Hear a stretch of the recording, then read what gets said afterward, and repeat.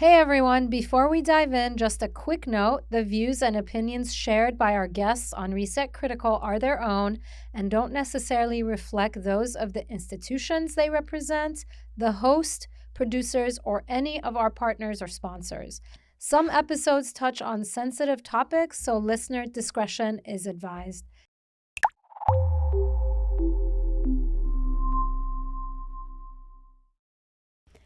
Hi, everybody. Welcome to Reset Critical. I'm your host, Niaz Kasravi, and we're here to bring some sanity and level set public conversations on some of the most important issues of our time. Today, I'm honored to be joined by two people I respect and admire, Dr. Anahita Mahdavi West and Dr. Cornel West.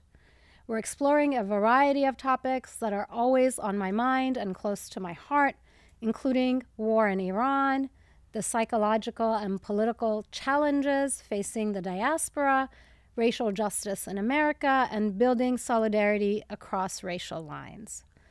Though both of my guests need no introduction, I'd like to provide a quick intro before we dive in.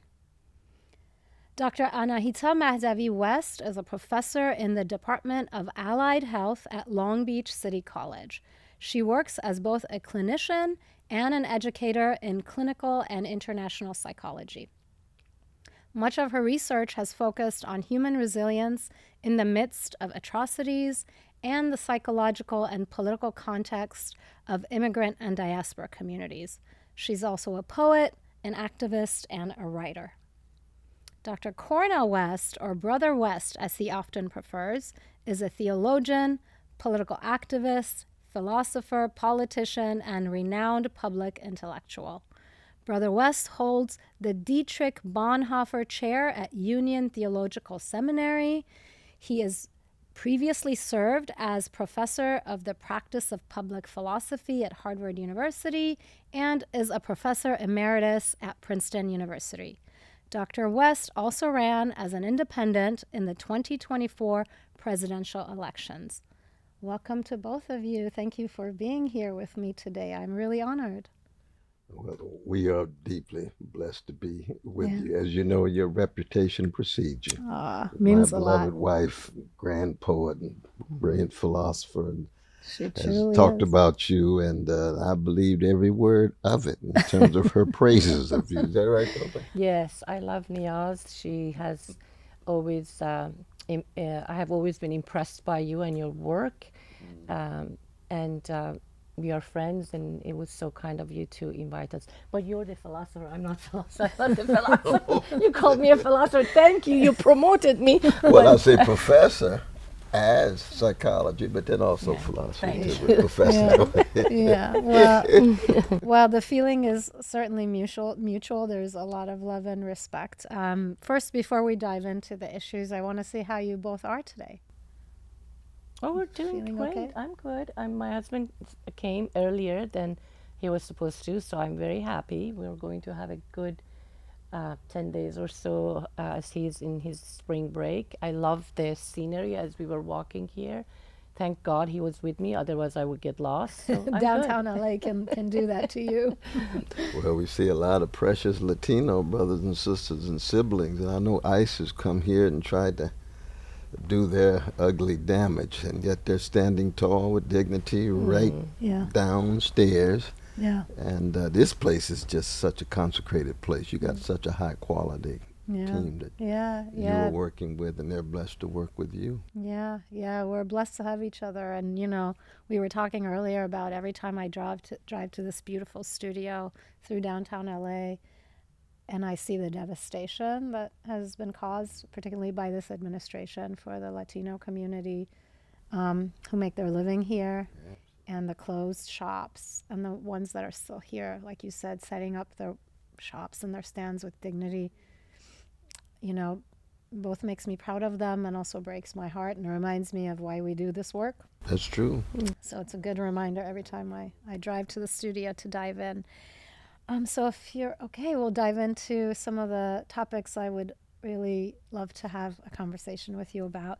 I want to start with something that is on all of our minds, and in our hearts. And that's the current war that's happening in Iran.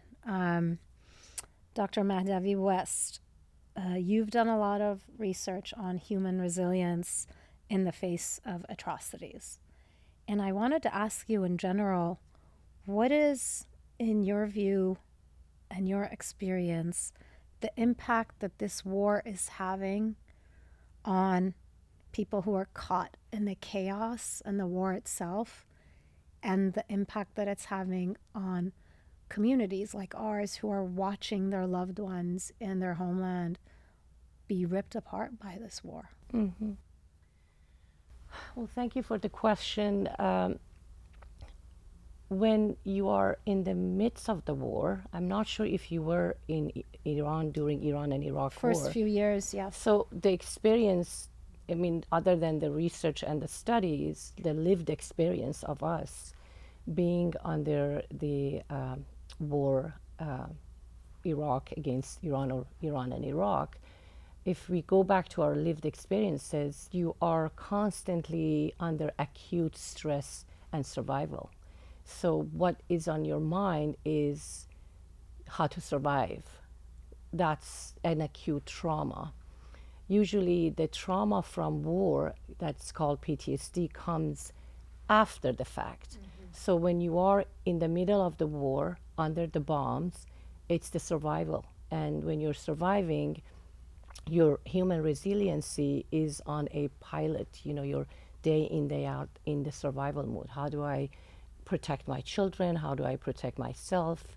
How do we shield from the bombs? Where are the bomb shelters?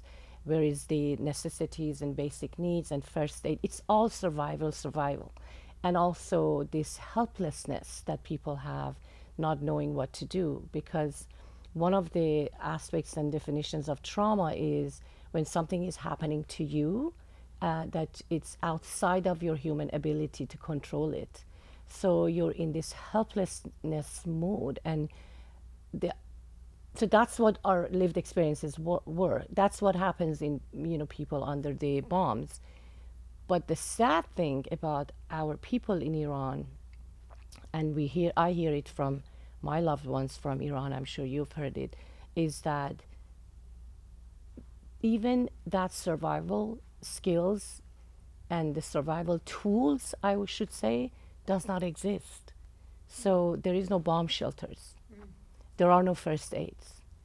All the contacts are cut off.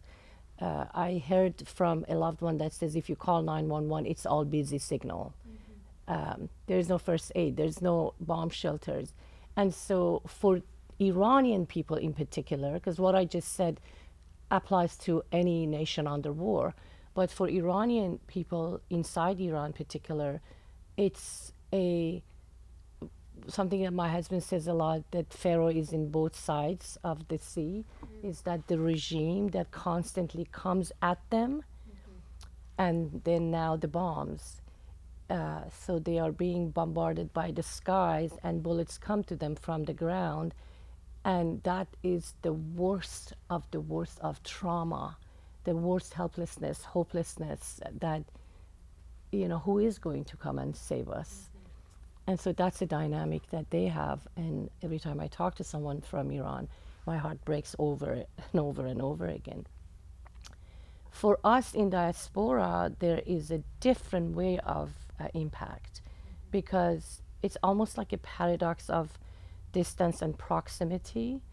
So we are not there. Physically, we're safe. We live in semi-democracy in our Western societies.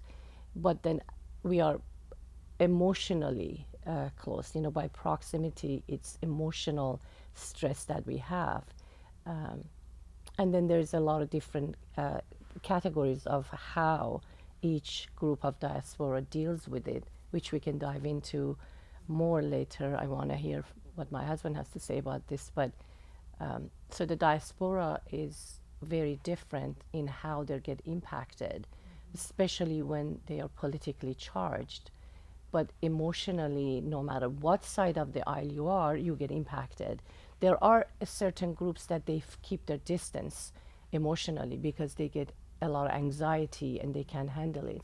But then majority of the Iranian diaspora, it's pretty involved emotionally traumatized, which creates rage, anger, intolerance for disagreements. And then, looking at war with a different lens based on who you are in what fraction of this political divided diaspora.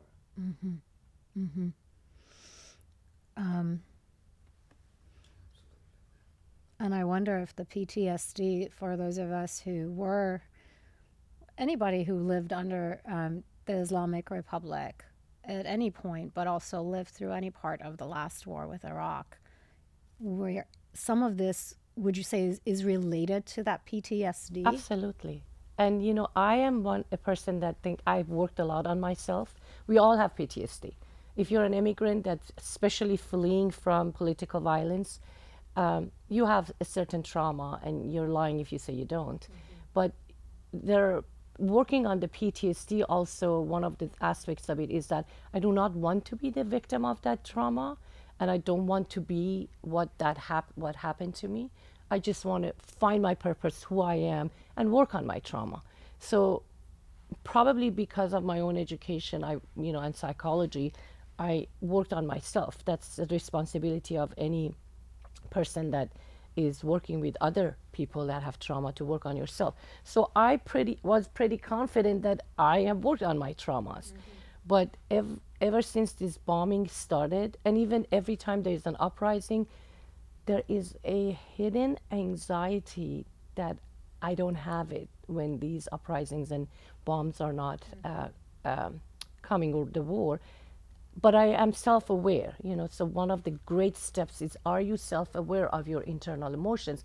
And I am self-aware. So when I have this unexplained anxiety, I have to pause and realize that this is because now I'm witnessing this political trauma, the bodies, the bullets, the burials, and now the bombs. And it can pretty much impact the way you are with other people, because it can create anger, it can create rage, you can be intolerant, you can be no patient, even impacting your close relationships. But I'm aware of it, and here I am thinking I worked on that.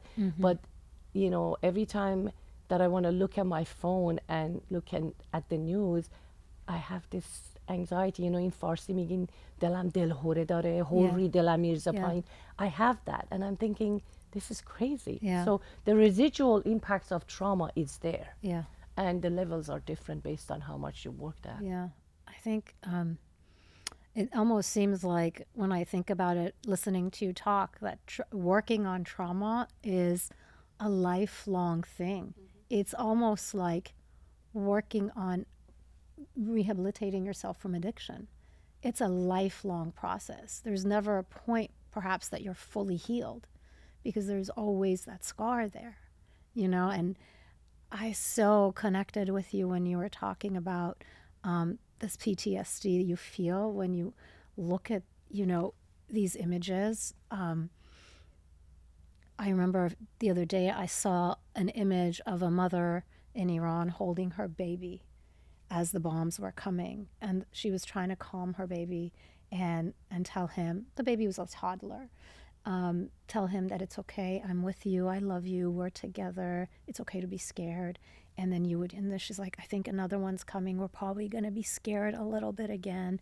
And it took me back to when I was 8 years old in my aunt's basement, hearing the bombs over, like I was that little 8-year-old girl again. And I've noticed the last few weeks, even though I might go to bed not, I try to turn off my phone, not look at social media before I go to bed, maybe watch or read something that is a little more light so I don't take that energy into my sleep. But I notice that I wake up at 3:30 and I don't even have time to think. The immediate feeling is anxiety and horror. And then it hits me as to why. And I think this is, and we're going to get a little bit into this when we talk about what's happening with our diaspora. So the witnessing of this atrocity via social media, yes, it's crazy. The impact is, again, we are distant but emotionally attached. But the video that you watched, that woman is a psychologist. Oh, really? So you know And what I'm she talking about. actually has her Instagram. You know, she posts all about psychology and parenting, and she lives in Iran. And she was demonstrating. I watched it, and I really appreciated that because she's demonstrating how you can actually be with your children to and reduce the amount of trauma they will have later. Because when you hold your child and you say, I'm with you, she keeps saying, I'm with you. I'm with you. I know it's scary and I'm scared too, but I'm with you. So that resonates with the child and the cognition. So the impact of trauma becomes less because the helplessness is taken away from it because mom is here, mom is helping me. That video was used in some other news outlets, and she actually made a statement that my video was not political. I just wanted to I just wanted to show how we can be there for our children. But I really liked what she did. Yeah, it was beautiful. And it just, this statement you just made, you know, how people's reaction and response and dealing with trauma is so politicized, you know, and anyway, that's an issue. But Dr. West, I want to ask you a question. You all talking about some deep, powerful stuff. Though. Very powerful. Yeah, Baby. yeah, but important. Yeah, crucial, so crucial. I have heard that you believe there is such a thing as a just war. Do you think that this war with Iran is a just war? Do you think it might lead, in your wisdom, I'm not asking you to predict, but just what you sense, do you think it could lead to any sort of relief or victory for the Iranian people, or do you think it's headed towards total destruction and chaos? I mean, you're talking about the war that was initiated by the the gangster Trump administration in Washington. No, that's not just at all. It's illegal. It's unjust. It's immoral. I think the treatment of precious Iranians, going back to the world historical Persians peoples, but the treatment by their repressive mullahs is constitute crimes against humanity. So you got a complicated situation. On the one hand, you've got indescribable repression for over 40-some years that's too much of the world has not taken notice of. Then on the other hand, you've got Trump's repression, not just ICE here in Los Angeles, not just what's going on in black communities, poor communities, but also the genocide in Gaza facilitated by the gangster regime in Tel Aviv under Netanyahu. But now the invasion, the initiation of war, no, that's not a just war at all. I think the struggles of Iranian peoples against a fascist regime, that's just. I'm in solidarity with that struggle. Every peoples have a right to resistance and revolution. And that's true across the board, no matter where they are. It could be in Ethiopia, it could be in Guatemala, it can be in the United States. It can be in Egypt, it can be in Japan. But Trump's war is not to be identified with the just struggle of Iranians against a thoroughly unjust fascist regime. So that you got Trump's fascism, you got Netanyahu's fascism, you got the fascism of the mullahs, and the question is, how do you make moral discernment so you stay in contact with the suffering of precious peoples who are being repressed, who are being exploited, who are being subjugated? Now, I look at this again from a larger backdrop, namely that we are a wretched and wicked species, going back to the beginnings of Africa where the species emerged. We have the capacity to engage in levels of barbarity with other human beings that we don't have a language for, and that's been around since we emerged. We're also a wonderful and a marvelous species because we have the capacity for what Anahita was talking about, and rightly so, with her eloquence. Remembrance, reverence for something bigger than our egos, resilience for our cultures and peoples and dignity, and resistance. They all go hand in hand. A lot of talk about resistance. You can't talk about resistance if you're not talking about remembrance. Mm-hmm. What are the spiritual and moral foundations of your resistance? You can't talk about it if it's not reverence. If it's just for you and your little small group, then you got one set of criminals replacing another set of criminals. Yeah. But then if you're not talking about resilience, how you're going to be able to survive and thrive, and then your resistance, they all four go hand in hand. And I come from a peoples who I've taught in prison for 56 years. Every time I walk in the hoods and see my precious black folk, anytime I teach in prisons, I'm thoroughly traumatized. Mm-hmm. Because I think of the 400 years of 244 years of barbaric slavery, average black person dying at 27 years old, then another 100 years every 2.5 days for 50 years, black person lynched. Mm-hmm. Right. And then after the 60s, you think we really got a chance, and here come the neoconservatives with Reagan and the neo-fascists with Trump, and you say, how does one sustain oneself? Well, thank God.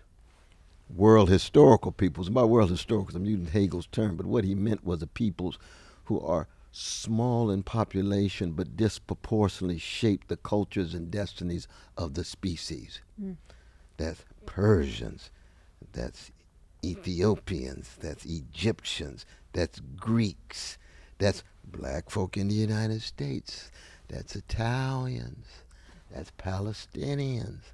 I'm not saying that any one group is less or more than the other group in terms of moral value, but certain groups play a disproportionate role. I mean, my beloved wife's a poet, but she comes out of one of the richest traditions of poetry of the species, which is the Persian tradition. Nobody can deny that. The same would be true in terms of the Egyptians and the Greeks and Jews, tied to my own Hebrew scripture as a Christian, tied to a Palestinian Jew named Jesus that I try to follow. And so in that sense, I still have a smile on my face in the midst of all the heartache and heartbreak. Mm. Because our resilience, our remembrance, our resistance, our reverence has not been wiped out. Mm-hmm. No fascism can do that. Mm-hmm. If all three of us were put on death row tomorrow, we taking the memories of our mothers and fathers and grandmothers and grandfathers with us. Yeah. No system can get that deep. And also the love for our children and the love of other children. On death row, they can't take that away. They can't. See, that's good news. It is. And when I look at the dignity, it could be Palestinians in Gaza, it could be my Iranian brothers and sisters in Tehran, it could be my black brothers and sisters in Harlem where we live, or it could be the Latino brothers and sisters right downstairs. They walking with this dignity in the midst of all of this terror and horror and hatred and oppression and domination, which is the dominant history of the species. But it's not the only history. That's right. There's a response to that domination and hatred. Right. That's right. And what you said is so beautiful and resonates with me because Anahita and I have had this conversation. I'm Zoroastrian. Ooh, that's a great tradition. Yes, it works for me. It's a great one. Yeah, and this way that you describe humans as both wretched and amazingly beautiful is really how I was brought up to view humanity, as that there are forces of evil and good in the world and even within you, and you have to use your good mind and your heart to choose good over evil. So it's possible, as wretched and as sad and tragic as things are, I think the foundation of what we're taught reminds us that you can keep choosing goodness. And that's the only way that we've ever made progress as human beings. So I want to just make sure I understand, and I have a follow-up question. A just war. Oh, that's right. I didn't get to No. You did. You kind of addressed. You did. You addressed about a just war being a war of people who rise up. Yes. Against their oppressor. Yes. Right. So do you believe that any group of outside people can ever truly liberate any other group that is being oppressed? Or does that true liberation and that just war only come about from organically from the inside? Yes, a wonderful question. No, I don't think that we have histories of oppressed peoples who have been able to successfully organize and mobilize and liberate themselves exclusively by themselves. There has to be a organic grassroots movement in place. And you see that in Gaza, you see it in Tehran, you see it in other parts of the world. But there's nothing wrong with alliances with other countries. You see, when we were there in South Africa with Mandela and company, the Soviet Union played a very important role in enabling and empowering, so did Cuba, in enabling and empowering Mandela's movement. The movement was organic. It wasn't just a Cuban Soviet creation, because that's something like that is just superficial. You see, like a lot of people these days say, well, the struggles of the Iranian peoples are simply just created, orchestrated by Israel and the CIA. Well, that's a lie. It's true that the CIA and Israel have their own vicious, ugly motivations, but the suffering of the people in Iran and the response to it is organic, like it was in South Africa. But usually peoples do have certain kind of alliances and certain kind of coalitions. There's no doubt about that. Wouldn't have been a U.S. revolution without the French. 10% of the soldiers who died were French soldiers. 90% of the gunpowder came from France. So that it's an American revolution, but the alliance was with the French, and that was a monarchic regime. But the French just hated the British, and we're fighting against the British. Soviet Union supports South Africa because South African government is the government the United States is tied to. The United States, USA tied to the apartheid regime. And so we got to fight against America, against the apartheid regime. Soviet Union comes in. Now, if there were ways of facilitating the resistance and the revolt of the precious Iranian peoples with genuine, when I say genuine, I'm not talking about people just come in manipulating and transacting, but really in solidarity with the folk.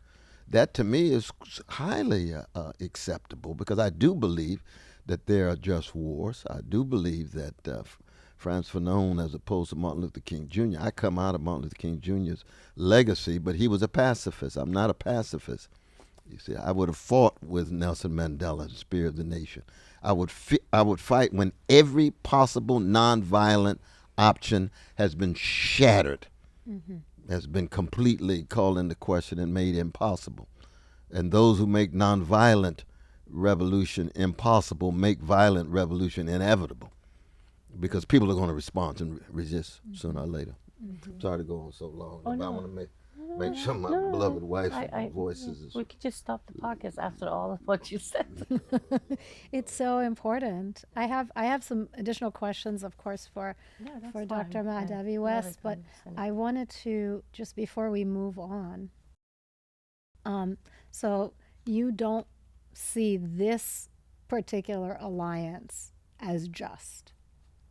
You mean Trump, Netanyahu, and the organic grassroots peoples? Well, The bombing. Or in the bombings and the killings of precious children and other innocent people. No, I don't think it's a just war. I think that when people's back is against the wall, and I see that among the precious Iranian people, and no one comes to your aid, then even when the gangsters act as if they're coming to your aid, you are glad that somebody at least is trying to intervene. I resonate with that. Yeah. Very, very much so. But I think that it's clear that Trump and company, they don't really give a damn about the Iranian people. They don't really have a solidarity with the people that we love. They would cut a deal in a minute and allow the repression to go on. They would bomb the very people that we care about and not even wink. So that in that sense, you had to be very discerning. And I think it's up for the people there in Tehran and other places to make these kind of decisions. I'm looking at it as an outsider. Yeah, that makes sense. One last thing. I think, again, we had a conversation with your lovely wife earlier this week, and I was telling her about this. But last week, I was having a dialogue with some folks in a public forum online, and someone had written something praising the Iranian regime and government in general, praising Khamenei, and talking about how Iran has always stood up for the liberation of black people. They have always stood up for the cause of the Palestinian people, and they've always promoted the message of Malcolm X, and really praising the government for this without any reference to the oppression and brutality and violence that they've been, inflicting upon their own people for nearly half a century. So I spoke up and I said, as an Iranian who grew up as a girl in Iran and a woman and a religious minority, I can tell you that this government and this regime has never really given a damn about human life. And if they've done these things and stood up for black liberation and stood up for the Palestinian cause and what have you, it is primarily because of strategy rather than a care for human life. And then, of course, you get, some people agreed and, bore witness to my experience, basically. And then there was a whole host of people. And maybe some of them were bots, I don't know. But there were definitely some actual human beings in there interacting with me. And I stopped interacting after a while because they were saying that, what you're saying and what you're doing is hurting the unity that is required to fight against colonialism and imperialism. And what you're saying is going to give fodder to Israel and the US to use that as an excuse to attack Iran harder for their own benefit.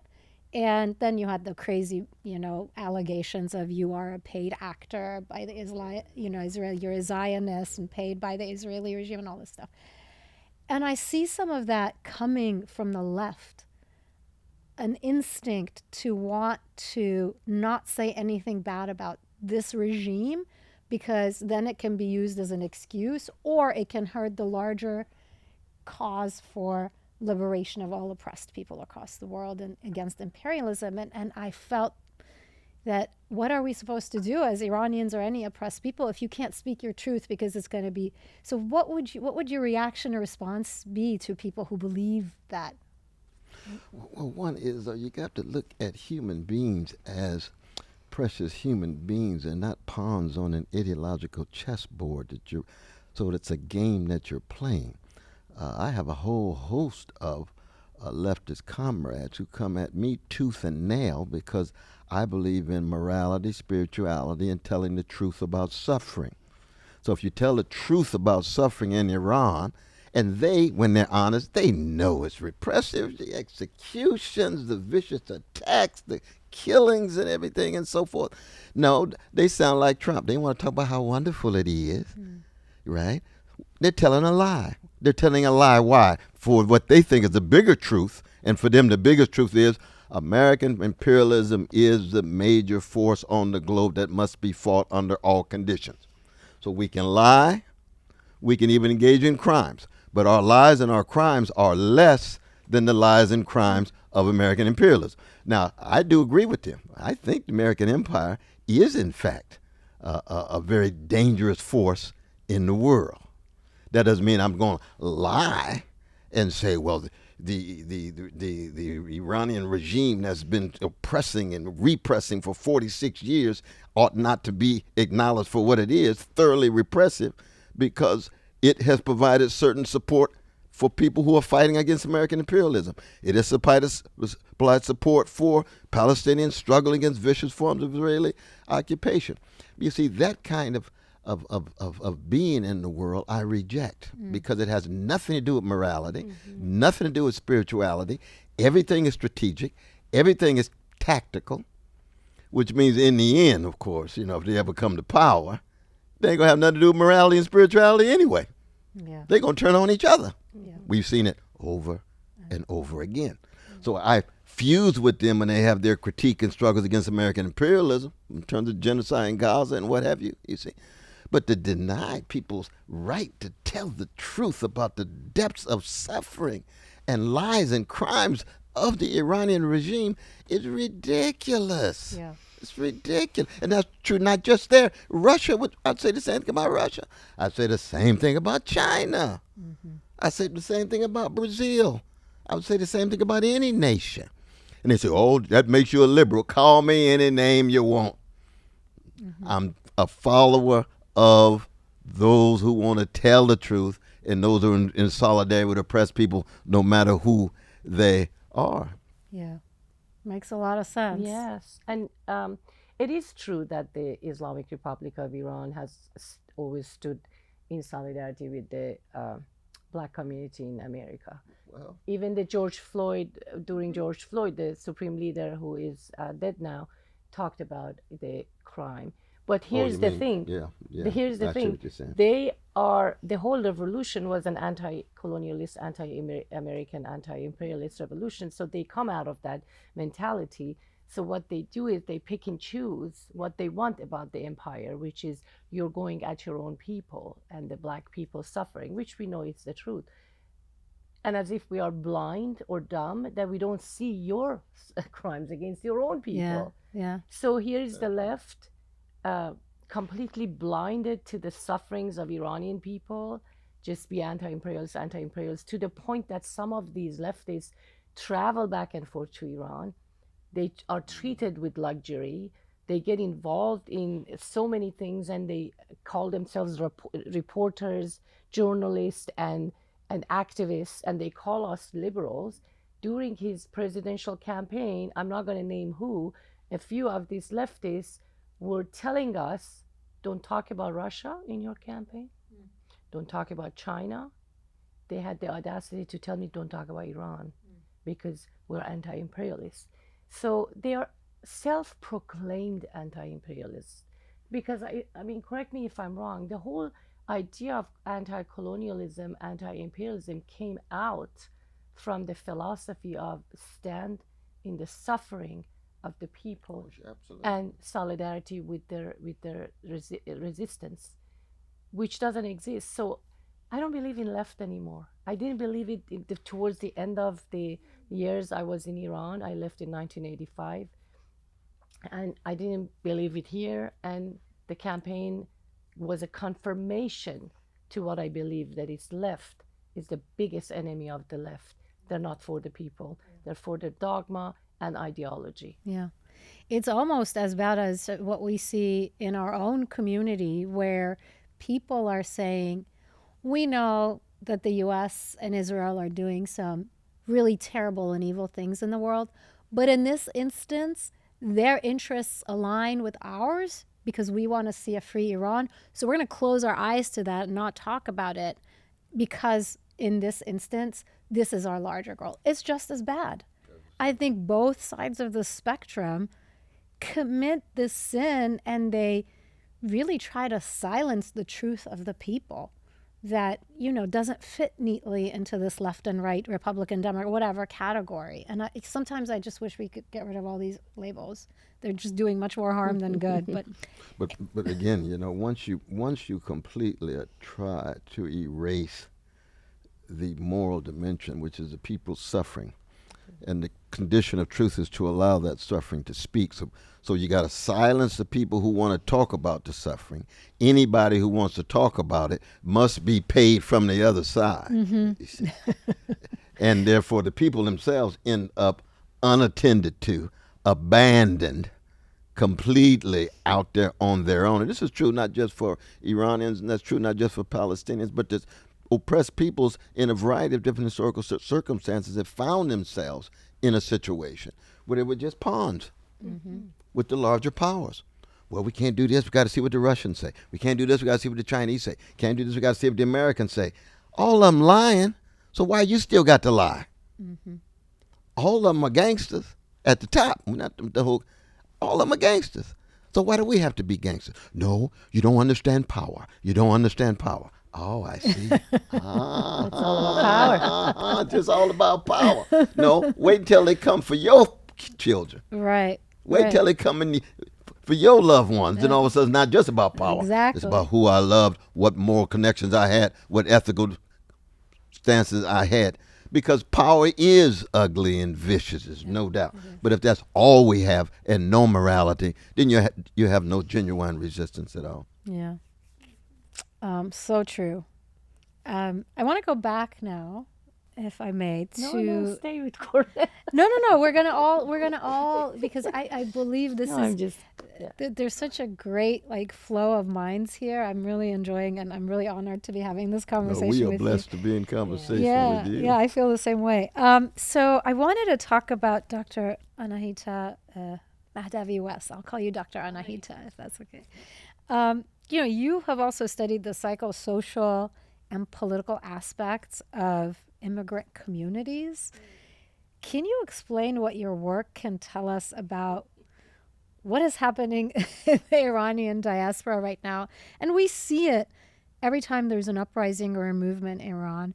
There's this infighting and name calling and smear campaigns and this toxic behavior towards one another when you really sit down and talk to people, we all want the same thing in the end, right? And we're sitting over here, these poor people are being bombed, they're being killed either by outside forces or by, their own government. And here we are strangling one another. And it is baffling to me. So please enlighten me about what your I research hope I tells us can. about this. I hope I will give you what I think. I don't know if I can enlighten you, but I will try. So our diaspora is not that unique, but it's got some unique characteristics because usually immigrants that come from a different country, they come in different waves, right? They come in different waves. Their acculturation waves are different, the generational changes and all of that. With us, 1979, we are a modern immigrants to America. If you look at Chinese, if you look at Hispanic community, if you look at Italians, Irish, if you look at most of the immigrants here, I think we are all diasporic. America is one big diasporic nation, but the immigration and the gradual immigrations and the waves created a better, healthier assimilation, acculturation, and unity. With us, it was 1979 revolution and the flock of immigration coming out, millions, right? And we came out as monarchists, as atheists, as nationalists, as people that are with Mujahideen or MEKs, as federalists. Everybody came out of this almost in one wave. The waves that we have created here are the second, third generations. We not necessarily waves of economic, political, and different other reasons to immigrate. So we all came right after 1979. The unique thing about us is that the leaders of each fraction also came out. So let's say if the whole Pahlavi family, God forbid, I don't want them harm to come to anybody, let alone them, were also all were killed, right? So the monarchists will come here with no leader, with no symbolic leader, right? Or if the MEKs, if you remember before the MEKs, Mujahideen like Rajavi and Masood Rajavi can leave Iran, there was a bombing and they survived. Many of them died, but they left. And then the nationalists, a lot of the leaders of nationalists, everybody left. So we came here already divided, fraction in political view, and the leaders are still there too. So the monarchists had their symbol, Reza Pahlavi, the MEKs had their leaders, Maryam and Masood Rajavi, and then so on and so forth. So the revolution really never ended for us, Iranian diaspora. In our mind, in our point of view, in our lived experiences, we're still in 1979. with the hopes of Reza Pahlavi becomes the dynasty, Madame Rajavi maybe become this. And so we all, the diaspora, lived 40 some years, 46, 50 years outside of Iran, still with all those emotions and the revolution frozen inside us. There was never a process. There was never necessarily an idea of maybe there is a different element, maybe there is a different choice. So the pain is literally frozen in all of us. It's not a sharp pain. It's not a pain that it's like a tumor that is infected and taken all over your body and you never healed from it. So every time there is an uprising, you don't see unity because the fractions are already there. The monarchists say it's our time, Reza Pahlavi is going to go back, and the MEK say it's our time, Rajavi is going to go back, the nationalists say something, the federalists say something. So that pain and the trauma that we have from 1979 has given the diaspora an identity. It's a diasporic identity. They have held on to it for 40 some years. And we always have a fragmented identity as diaspora, right? We have to assimilate to the host society, and then we want to hold on to our own identity. And some of us have a healthier acculturation and assimilation. We hold on to some of our identities, our rituals, our traditions. We adapt to the host society, especially if we give birth to our children here. We need to understand they are half American or Swedish or German. But then there is also these really prejudicial ideology in majority of the diaspora when it comes to politics. And it's so funny because we are so well known for our tarof, which is a etiquette of social etiquette, generosity, politeness, and love. Well, we don't have it with us, with each other. Whenever there's a political uprising, we go at each other. There is no agreeing to disagreeing with this diaspora. It's all about, who's going to win the dialogue and who's going to win then and become the next regime. And so there has never been a process of feelings. There has never been a process of those traumas. People stayed in 1979. 50 years later, people still think that we are right at 1979. Shah is going to go back. Rajavi is going to go back. We're going to get the country back. It's that emotionally charged behavior that you will think that we just got out of Iran. It was just 1979. And the pain has never been processed. And unfortunately, that this psychology also creates so much rage and hate and animosity that although our country is being destroyed, our countrymen and women are being killed and oppressed, whether by bullets or the bombs, we here in diaspora that have been somehow exposed to some kind of democracy don't have that between ourselves. So the rage comes out as, if you're not with me, you're an agent. So if you're not with the monarchists, you're either with MEK or with Islamic Republic. If you're pro-Palestine, how can you be pro-Iran? So you probably are Islamist.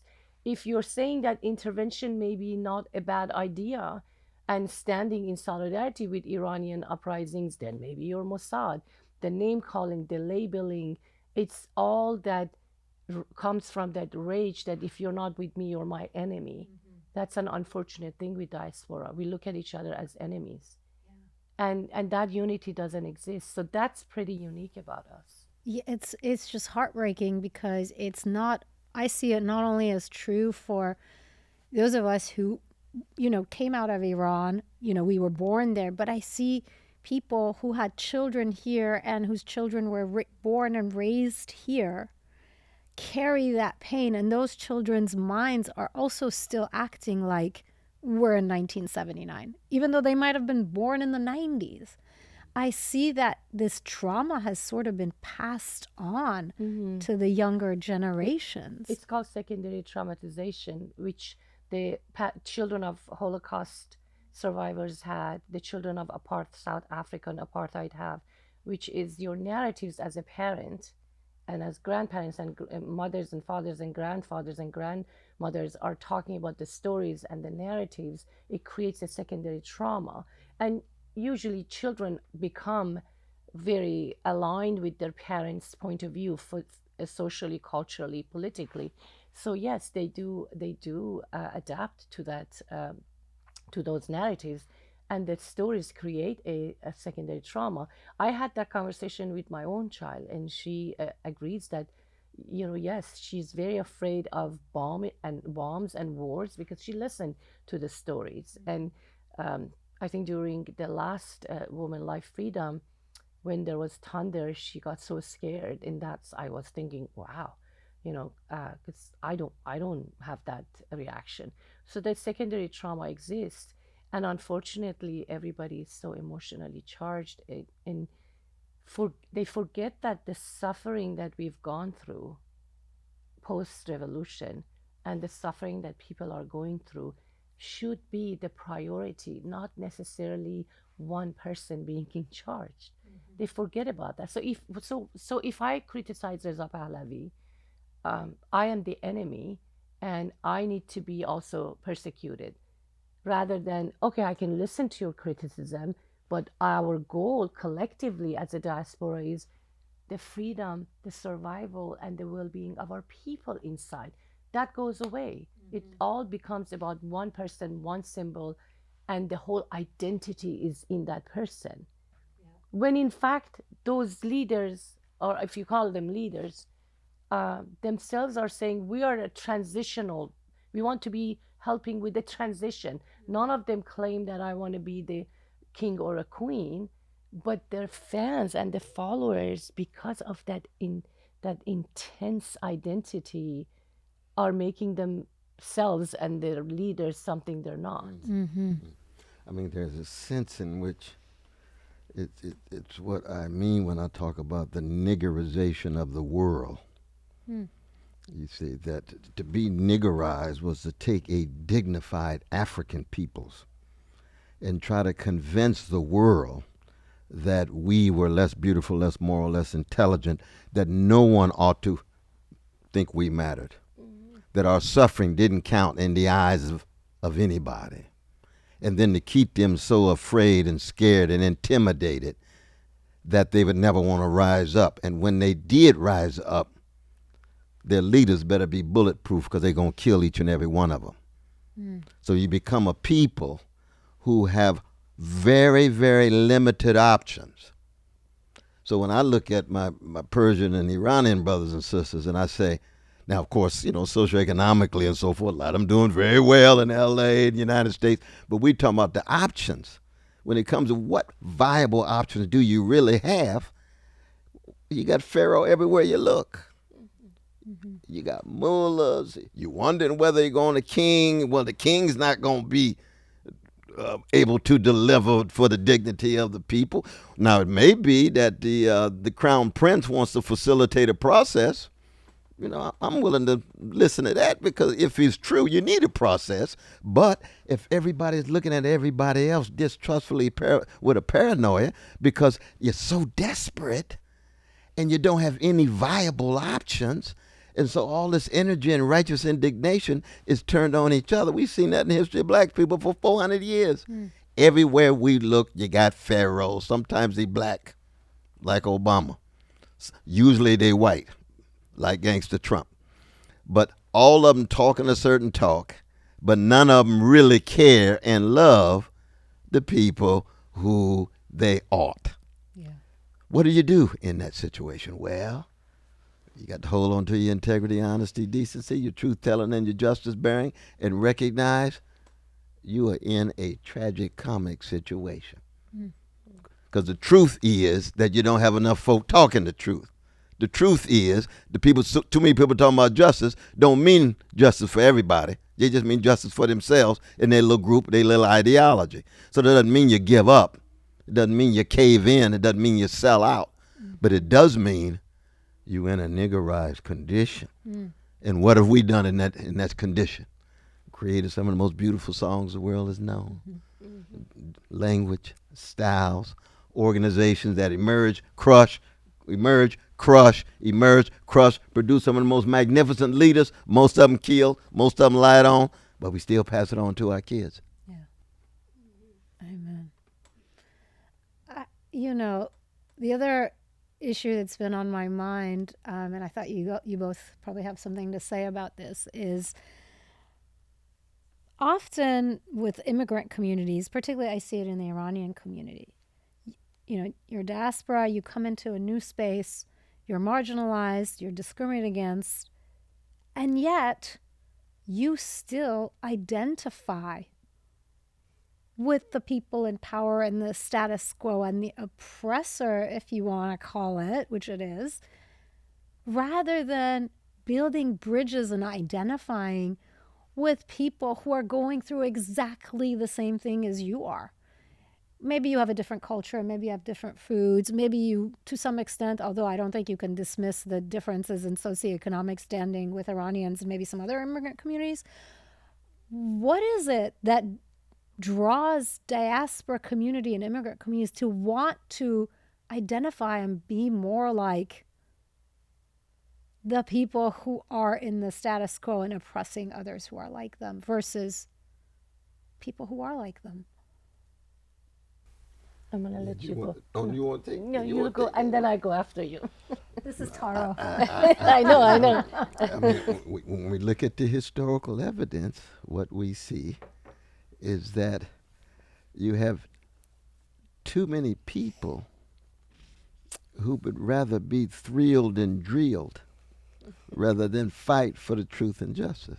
And that's true for any group. It could be the new immigrant groups just got here. It could be ones before. Indigenous people saw it with the Europeans who first arrived. You try to coexist. They want to dominate rather than coexist and so forth. You see it in black movements where in certain early stages, they're strong, they're courageous. As soon as you give them some power and status, they become corrupt, accommodated, well-adjusted to injustice, well-adapted to indifference, can't wait to be part of the establishment, to be part of the Pharaoh's a household, on Pontius Pilate's payroll. I'm a Christian, so, you know, to follow Jesus means you got to have a deep suspicion of Pontius Pilate and his payroll. Now, when you end up with most preachers on Pontius Pilate's payroll, what happened? Not too many people following Jesus because they don't want to be crucified. Well, we got to be willing to be crucified. There's always a crowd of witnesses who are, but this happens with every group, so it's no accident that when the Iranians come to America, they waving the flag. It's the greatest country in the history of the world. Ask indigenous people, ask black folk, ask the brown immigrants. Of course, your work with the black community when it comes to legal issues has been magnificent. You know, and of course, my beloved wife's work with the brothers and sisters coming out of incarceration, coming out of the prisons and so forth has been almost legendary there here in L.A. and at the college where she teaches. But you all cut against the grain. You cut against the Iranian grain. You cut against the Persian grain. That's true. You know, some beautiful Persian brothers and sisters that haven't had a thought about what's happening on the chocolate side of town. They're in America. They're on their way to Beverly Hills or whatever it is, you see. That's a human thing. It really is. In every group, we always had some Jewish folks. We always had some Italians. We always had some Irish who were in solidarity with black folk at the back of the Jim Crow bus. But it was a small slice, the prophetic ones. Most of their cousins couldn't wait to assimilate. I have some cousins like that. God bless them. Keep the pressure on. Keep loving them, though. You keep loving them. I do love them. Oh, absolutely. Oh, no, don't give up on the love. Once you give up on the love, then you become simply a gangster. Just another kind of gangster. Left gangster, right gangster, central gangster, whatever it is. You're still on somebody's plantation. You're not free.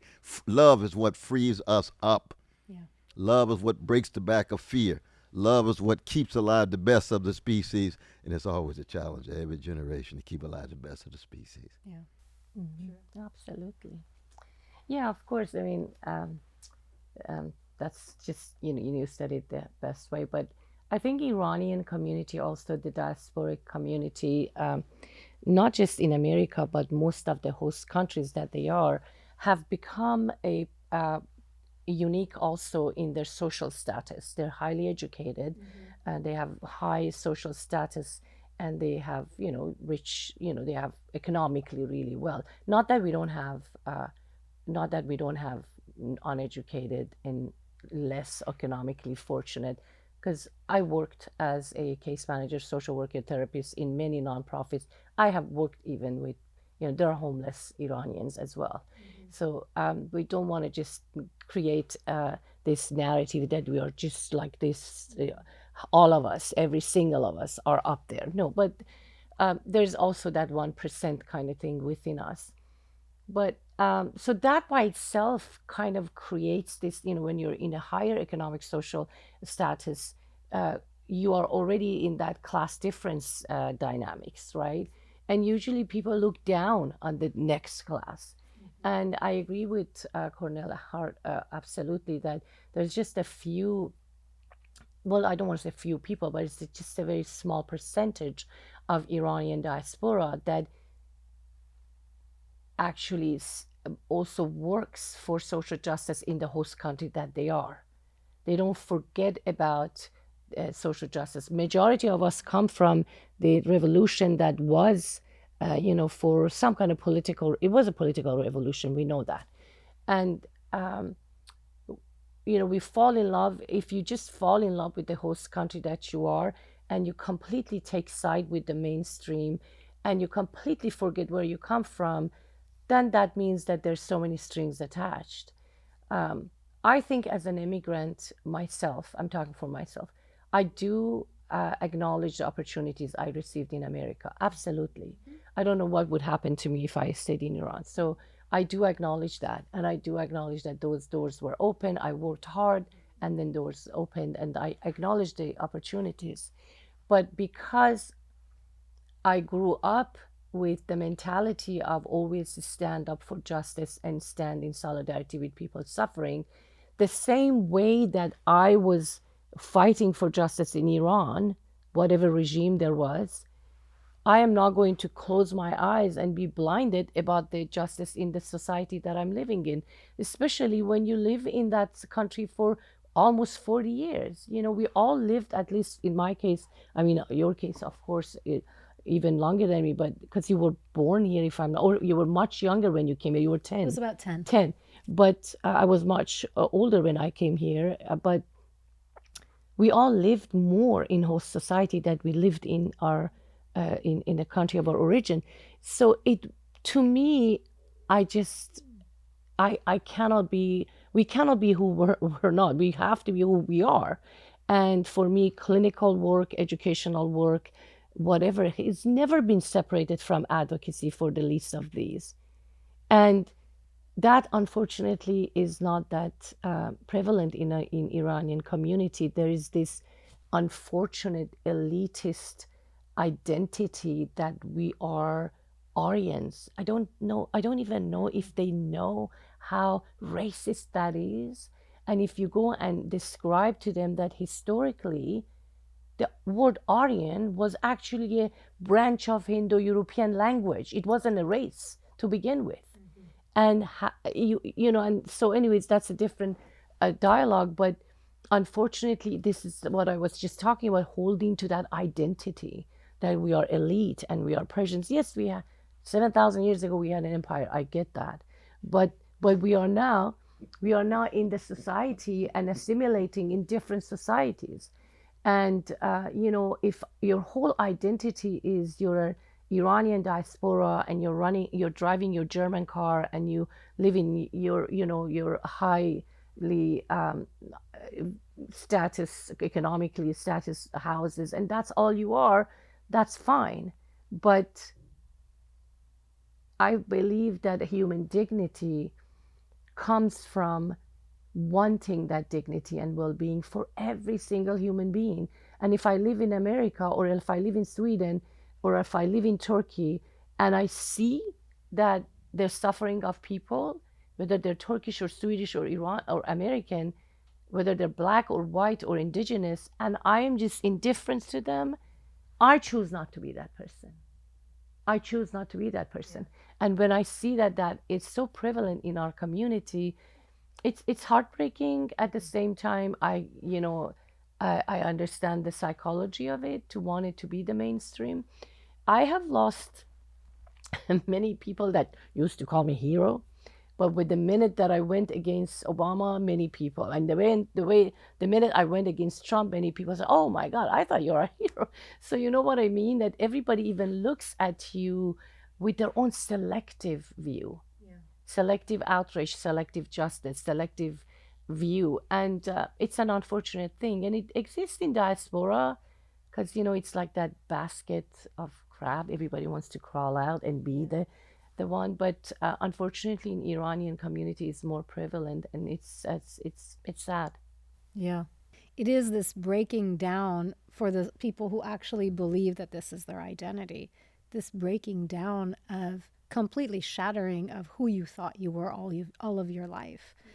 I gave a talk about racial profiling. It's an issue I've worked on a lot, to an Iranian audience. And I had this mother who is a recent immigrant from Iran come up to me and say, thank you for your talk, and, blah, blah, blah.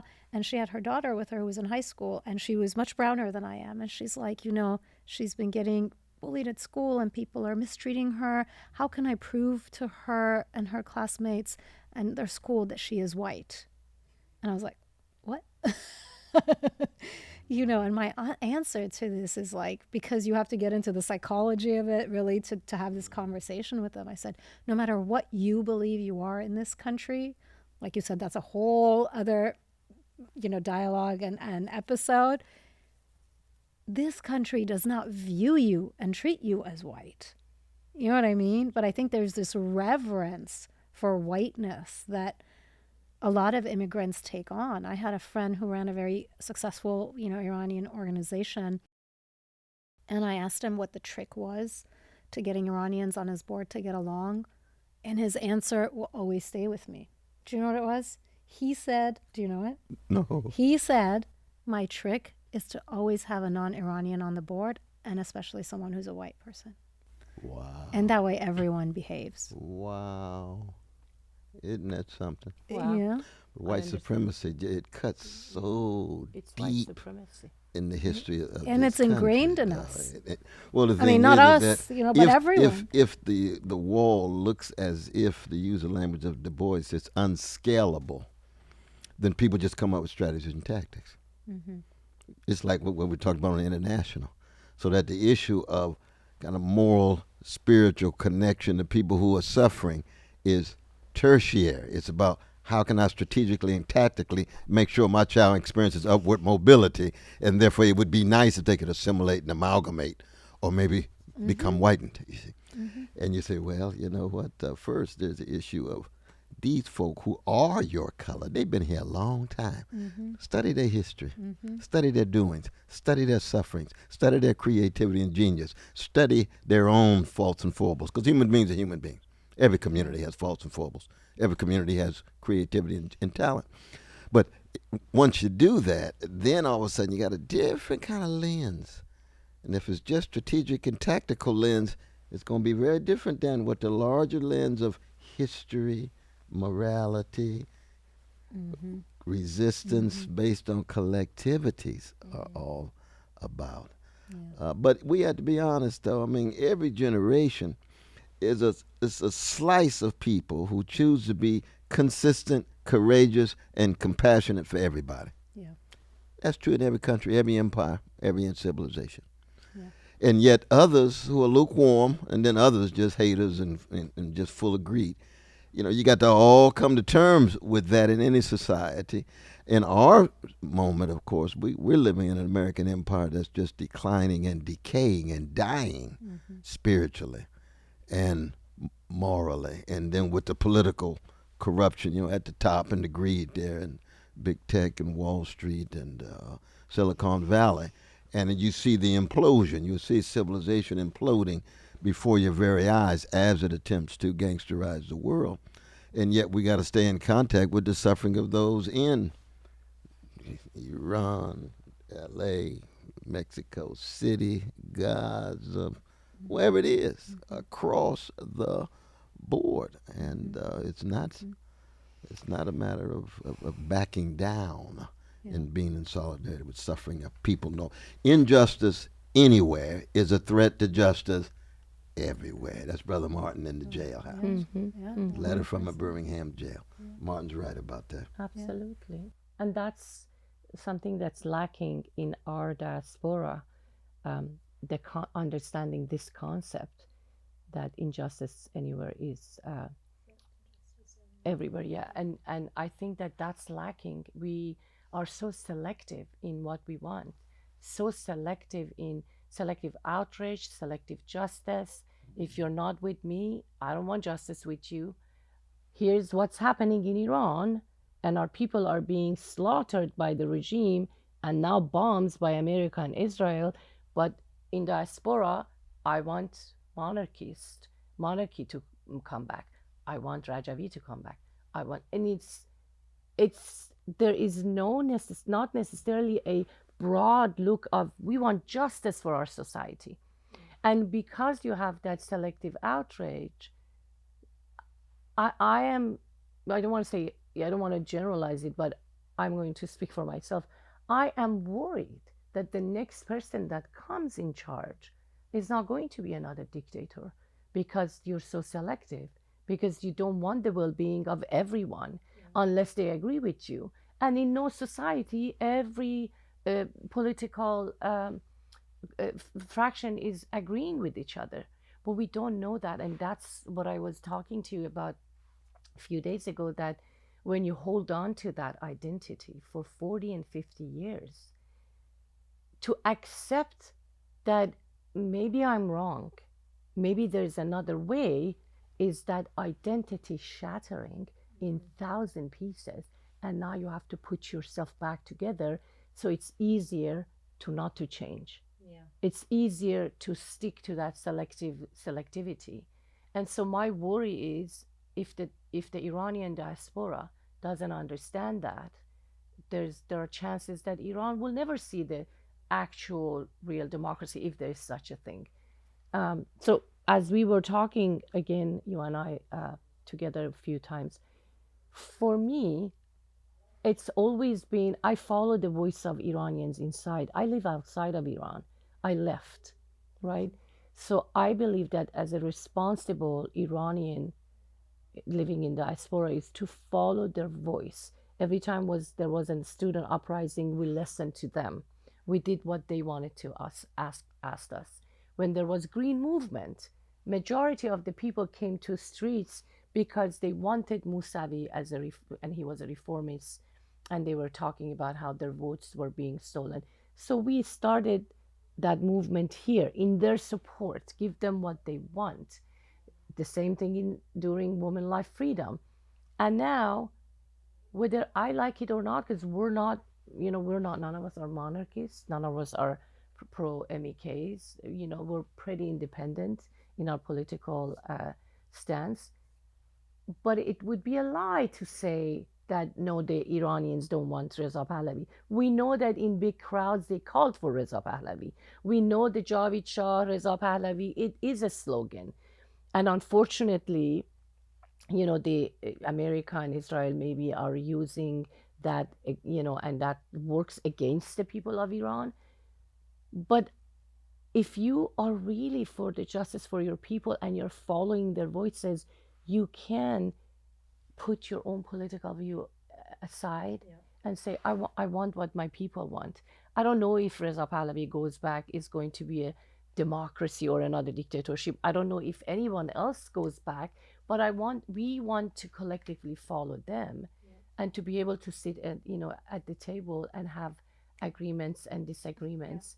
But unfortunately, I believe that diaspora, for most parts, has hurt the movements inside of Iran, because they made it their own struggle rather than staying in solidarity with the struggle inside of Iran. And this complete lack of tolerance for different views and recognizing that we're sharing our opinions, right? Yes, the people of Iran should decide. But when I say that, yes, I hear some of them saying they want the former crown prince to be the transitional leader. Fine. You know, but if you ask me as an individual living in the diaspora, do I trust the fact that he has made an alliance with the United States and Israel when I see what they're doing? My response is I don't trust it, right? And then I get vilified for it. So in essence, we're doing the exact same thing that we escaped Iran for. We're acting so much like the regime in quashing dissent and, you know, getting rid of people's ability to freely express themselves in the United States of America or wherever diaspora you live in, right? So I wonder if folks realize how similar they're behaving to the regime that they so hate. You know, and this whole concept of like oppressed people sometimes become the oppressor is so scary to me. Often, Yep. that the American revolutionaries that push out the imperialists, they intensify the enslavement of black folk, they intensify the war against indigenous peoples. In Africa, you got heroic anti-colonial struggles. Neo-colonial elites come in, don't want to rotate, don't believe in democracy, repress rights and liberties of so many of the masses. That's the history of the species, in a certain sense, but it's not the whole history. Yep. There's always going to be a significant slice and cloud of witnesses who will try to tell the truth and bear justice consistently across the board, and therefore find themselves having to be improvisational. You agree with these people when they're critical of Israeli occupation. You're critical of Russia when they're mistreating Jews. You're critical of the United States when they're mistreating indigenous peoples and working peoples and black peoples and women. The same would be true with gays, lesbians, and trans. When you have a moral stance, and mine is rooted in the Imago Dei, each human being is made in the image and likeness of a living and a loving God. It means then that you're not going to be on any plantation. You're not going to fit in any ideology. You're going to be pulling from a variety of different ideologies. You might be in a plantation, but not of it, in terms of you're there just in order to interact, but you're gone. Because when the slave master comes and tells you you can't say X, you can't say Y, I'm a free man. Right. I'm not going to defer. Right. You see what I mean? Right. No, not at all. Yeah. I love the fact that the Iranian regime supplied resources for precious Palestinians. Absolutely. That means you can't say nothing about us killing our own people. Nope, I'm not on your plantation. No, not at all. And that's true with the other way, too. Many times we'd have dialogue with our Palestinian brothers and sisters, right? Yes. And even our Muslim brothers. Times, yeah. Brother West, don't say anything about Iran whatsoever. What do you mean? Ridiculous when I'm they a free advise us man. like that. The same moral passion I have for Palestinians, I'm going to have for Iranians, I'm going to have for black folk, I'm going to have for working people, I'm going to have for poor people around the world. And I go on to tell them, because I'm a blues man too, I come from a blues people. If my cause has the chance of a snowball in hell, and I have to start lying and justifying crimes just to make something possible, I refuse to do it. Yeah. I want to tell the truth. I want to bear witness to love and justice. And if my cause has no chance at all, that's what love is. Giving with no expectation of return. It ain't calculated. It's not utilitarian. I love my mama, my loved ones, not based on any calculation or utilitarian reflection. Love cuts deeper than that. Any justice that's only justice will certainly degenerate into something less than justice if it ain't got no love in it. Yeah. That's blues man, blues woman. That's the best of black people. Because for the most part, our cause ain't got a chance of a snowball in hell of being free in white supremacist America. Middle class can go off and do their thing. The masses will live lives of ruin and disaster. That's part of the black freedom struggle. Does that mean we give up? No, it means we stronger than ever. Yeah. Because we got a love that the world didn't give us and the world can't take away. Yeah. And I think we all have to keep that in mind. I think it's easy to lose hope if we don't look at these histories. I want to turn to some of your work, Dr. West.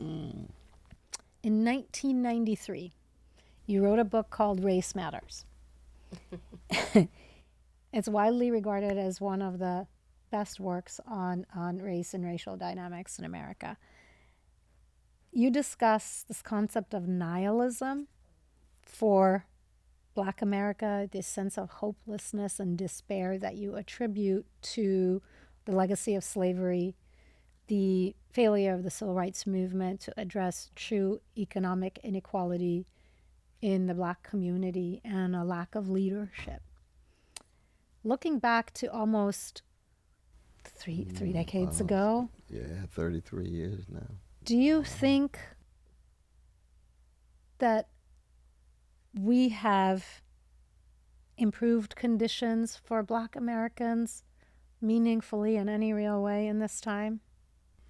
I think there's been some breakthroughs for the black middle class, for the black bourgeoisie, materially. Spiritually and morally, it's been a major decline, major drop.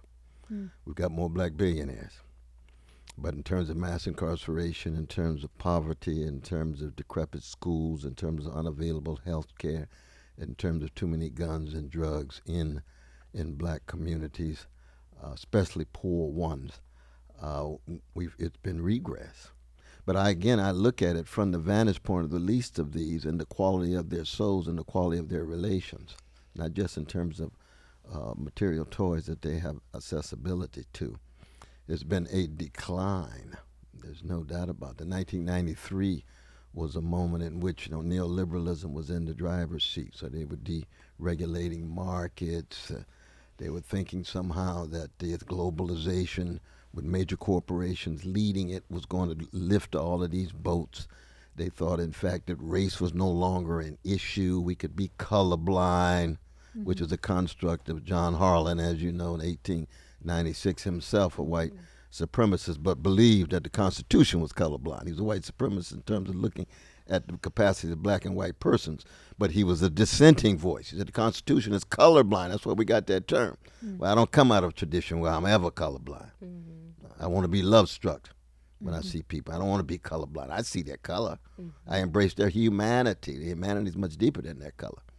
The only reason people want to be colorblind is they associate blackness with something ugly. You see? So I don't see your blackness. It's something like you're an honorary white. No, that's not a compliment. That's not a compliment. The white's still the norm. You see, I want humanity across the board. So that 33 years, I was just 39 years old. And it was grounded with what was happening here in L.A. with Rodney King. It was a response to the police brutality and almost police murder of Brother Rodney, and that's been happening now, of course, across the board. Since then, the Black Lives Matter movement, which is a very important movement, was under what? Black president, black attorney general, and black Homeland Security. So you got all that black power at the top, but you need a Black Lives Matter movement because on the ground, the police still doing us in. What does that say? Black faces in high places? Not enough.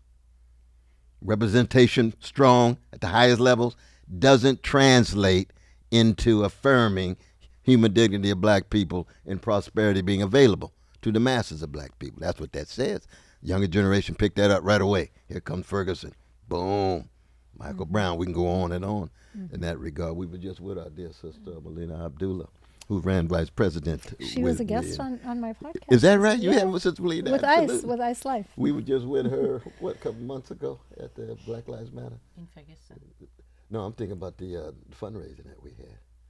With Sister Melina. Yes, the the fundraising that we had. in Los Angeles. Yeah, right Because here. We were also last year, maybe. Yeah, we went to Ferguson with her as well, but because I'm on her board, and so we work still very closely with her even after the campaign that we had. But now there's a Black Lives Matter corporate version that went She off does and the stole Black Lives all the Matter money. But we're talking about grassroots, grassroots. yep. Absolutely. So that for me, race matters is something that says we look at this country, any country, through the lens of those who are suffering. What does it look like for the children? What does it look like in the prisons? What does it look like for the elderly? What does it take to make real progress? I get that we've made some progress in terms of socioeconomic mobility for some. Right, right, right. And I know I'm asking you to solve a very, very large problem, but what do you think it takes? Well, you got to have courageous and compassionate people organize, mobilize around truth and justice, not about the littler lies and the smaller crimes, but truth and justice. But you also have to have a major break among the ruling classes.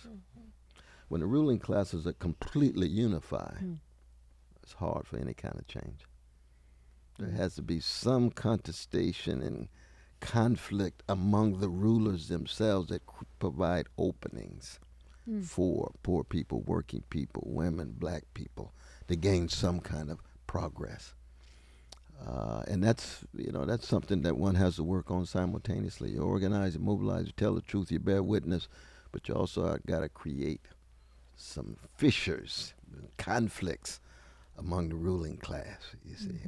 And that's where the progressive folk from outside of the oppressed communities can play a very important role. Yeah, I agree with that. You also then went on 22 years ago to write a book in 2004 called Democracy Matters, where you warned us about some of the very things that we are living through right now. You talked about the waning of democratic principles and practices. You warned us about the slippery slope of authoritarianism, corruption, militarism, extreme capitalism, and today it feels almost like a prophecy. And we're at this really scary and dangerous crossroads where I think there's a very existential risk to our democracy, this social experiment that is the United States. And in your view, from your vantage point, which direction do you see us headed in, and how can we ensure it goes in the better direction and not the worse? Well, no, I mean, we've got a fascism now. It's just escalating, intensifying. I mean, I talked about nihilism in the black community in 1993 in Race Matters. I was talking about the experience of meaningless and lovelessness that was pervasive among a black people who had been hated for 400 years but taught the world so much about love. You see, from John Coltrane, Love Supreme, Toni Morrison, Beloved, Stevie Wonder, all these great love warriors that the world can't deny are great love warriors and artists. In 2004, I said nihilism in the whole country. Right. You see, because what happens is that when you live in a culture that can no longer cultivate the capacity for love among its citizenry, it's not just a collapse of civic virtue. It's not just a collapse of civility and conversation. But without the capacity to love, like Hamlet, Shakespeare's great play. I mean, he's brilliant, but he doesn't have cultivate the capacity to love. I like Ivan Karamazov and Dostoevsky's great novel, Brothers Karamazov. And of course, I mean, Trump is just the mirror of the people. Trump suffers from the thoroughly underdeveloped capacity to love. His narcissism is so hegemonic of his soul that he can only be shallow, hollow, transactional, manipulative, and be addicted to the next moment of attention. Well, that means there's no way you can ever love anything outside of yourself. Truth, beauty, let alone another person. It's a very sad way of being in the world. Really, it's a spiritual emptiness. But he's a mirror of a lot of in the country. I'm not saying everybody who voted for him was like that, but he becomes sign and symbol. He's not the cause of this. Yeah. He's a symbol and the symptom of this, you see. And every society and every empire that we know that has massive incentives not to learn how to love, but rather just be successful rather than spiritually great, make money rather than be a blessing to others, it's going under. And those are the dominant tendencies, right? It may change. We don't know. Because you can have spiritual awakenings, you can have moral awakening, you can have new forms of political organization. One of the most important signs, you need new kinds of leadership. We haven't seen that at all. We've seen some progressives, but they very selectively, rage and so forth. Democratic Party, I think it's beyond redemption with its big money and so forth, and its progressives are just window dressing, even though they got some decent folk there. Republican Party has been taken over by the neo-fascists. What's left? Well, we try to create a third party. Justice for All, we struggled. We had a great time with the people. We continue and will continue to tell the truth and bear witness till we die, but we made an effort. We shall continue to make various kinds of efforts. But it doesn't look good, I can tell you that right now. It does not look good in terms of where we are now. But history's always unpredictable. You don't know what's going to happen when you turn the corner. You just don't know, my dear sister. Pray. Yes. But we don't give up and cave in and sell out. That's the bottom line. That's the crucial thing. Yeah, I agree with that. I want to know if there's anything that gives you hope, both of you, in this moment where, we've talked about a lot of heavy stuff that's around us. With a heart full of love, I truly, genuinely feel it in this room. And I know we're not alone. But I want to know what gives you hope in this moment. Man, you better jump right on in. I'm talking too much. I think hope is, for me, is like faith. You wake up every day and you say, I have faith. You don't have to have evidence for it. And hope is the same for me. I have hope that the day will go well, that hopefully, my classes will go well. Hopefully I get a call from my husband or see him or our loved ones, our children. So I think hope for me is not necessarily got a definition or abstract. And, I just wake up and choose to have hope. Because if you want to look around, maybe and go by what you can, the tangible evidence, there's not so much hope. But, the same way that you cannot describe faith and your faith beliefs, whatever they are, you just make a choice. And I think hope and joy go hand in hand. So, Persian New Year is coming, right? So the joy of seeing families, seeing our children, and having gatherings, and maybe traveling and seeing parents, and all of those are daily hopes and joy. I just don't believe that human race would have survived if there was no hope. I mean, can you look back during, let's say, go back all the way to cavemen and cavewomen? If they would, they were living with no power, no electricity, no fire, no nothing, and the reason that they survived was the survival, and day by day, taking one day at a time, and hoping that that thing that is in the sky that is so bright will rise again, and then we can see again, and then we can go hunting. And so I think hope and survival are hand in hand, and for me, it's a choice. I refuse to not to have hope. I love that. Hope is a choice. Absolutely. Yeah. I think each person, makes that decision based on their own assessment of their own lives, but not just functioning as a spectator to look at what the evidence of history is, but also in terms of the internal dynamics of your own heart. And for those of us who have been blessed to have such magnificent love and integrity and courage poured into us by our parents, like my mother Irene, my father Clifton, my pastor Reverend Willie P. Cook, or examples like a Martin King or Toni Morrison or John Coltrane. They poured into me, and so I am who I am because of that pouring. I am who I am because of their love inside of me makes it impossible for me not to be in motion. And hope is motion, momentum, and movement. Once you're paralyzed and static and stationary, then there's no hope. In that sense, hope is as much a consequence of your action as it is a cause. Because when you're a participant in a movement or in love or concerned with your children, of course you exemplify the hope because you're in motion. Yeah. You doing something. You doing some pouring. And I'm pouring into me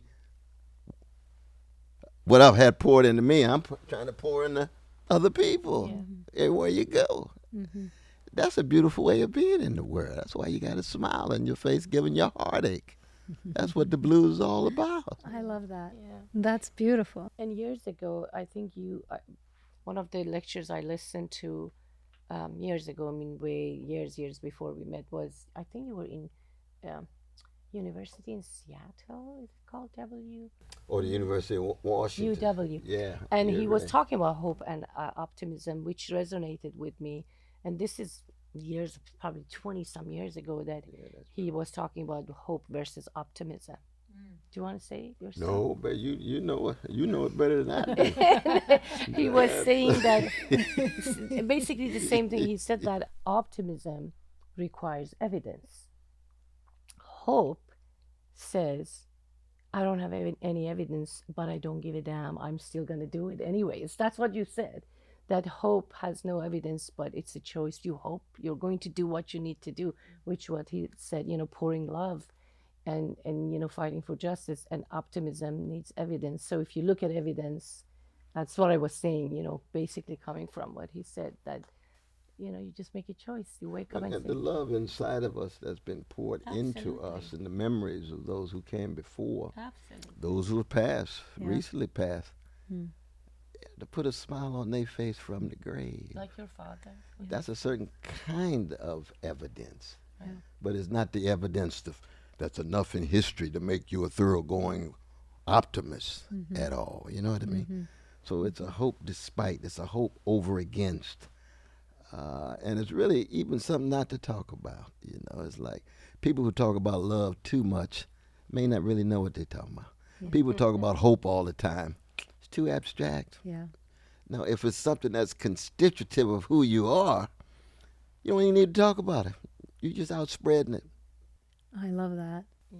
And upbringing creates that, as you Oh, said, makes a our difference. mothers, our fathers. I Absolutely. think our core, our roots are from our upbringings, our moms, our dads. Anahita's mother is one of the great gems and jewels of the world. I have can no tell doubt. you that, right? And she poured into. Right. And her father, great revolutionary poet. I never met him, but he's a towering figure in his own way. But that's true for Antigone and Yeah. And you know and what? Bo and the others. Thank you, honey. And so was your mom and dad. God bless them. You know how we talk to our mothers, and in the midst of whatever we're pouring into them, dad or dad, and they have one sentence that gives us all the hope we need, is that everything's gonna be okay. That one word, that one sentence you hear from your mother. And sometimes I just want to talk to my mom to hear that, because that's every hope that I need. And I think upbringing is what gives us that core. And I can consider myself blessed, and so are you. And so Oh, we're all you? deeply blessed. I mean, your father, right? My Yeah. God, what a Rest towering his soul. He was exemplar of God love. bless you. 89 years old. nearly, yeah. But this thing you said about this one sentence from your mother completely took me back to the beginning of our conversation. I had this image of this mother in Iran holding her child, telling him he's gonna be okay. We've sort of come full circle. I know I am taxing your energy, but I have just a couple more things that I want to make sure. Dr. West, your recent book, which I have here, which I would love for you to sign, with Dr. Robert P. George, called Truth Matters, a dialogue on future disagreement in an age of division. This concept so resonates with me. And is one of the main reasons that I'm even doing this podcast, because I was looking around and I was seeing our public discussions and discourse that have gone so off the rail and need to be reset. And I just want I want you to tell us a little bit about this book and why you wrote it and what you hope we take away from it. Well, I mean, one is that I have a deep love of my dear brother, Robbie George. He's a conservative Republican brother who I've taught with at Princeton, and had rich dialogues, disagreements, and so forth in terms of our dialogue, but very deep resonance in terms of saying what we mean what we say, be committed to integrity, honesty, decency. And the fact that we're able to get this book out and be able to have different kind of dialogues across ideological, political, racial, regional lines, even national lines. Because we went to, where was it, Italy? The Vatican and had rich dialogues on this with Brother Eugene and Jackie Rivers and the others. But it's something that I think is badly needed. And it's best in the form of an example rather than just talking about it again. You see, so when people see us together, they say, oh, they're going to be at each other's throats. But God almighty, you got this conservative Republican vanilla brother and this chocolate brother who's been talking about being in solidarity with oppressed people for 55 years. And they say, oh my God, yeah, they got some disagreements that cut, but the overlap and the revel in each other's humanity and to be able to see through each other's lens, the empathy that is so very important. And I've been very blessed to be able to be in dialogue and to spend that time with my dear brother, Brother Robbie. And so you're right, when you talk about race matters, democracy matters, and truth matters, all trying to be that morally consistent and spiritually grounded in a world in which there's just much too much social misery and suffering.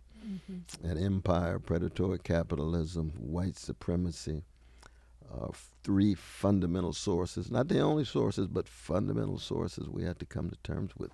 Male supremacy, I would add as well. Yeah.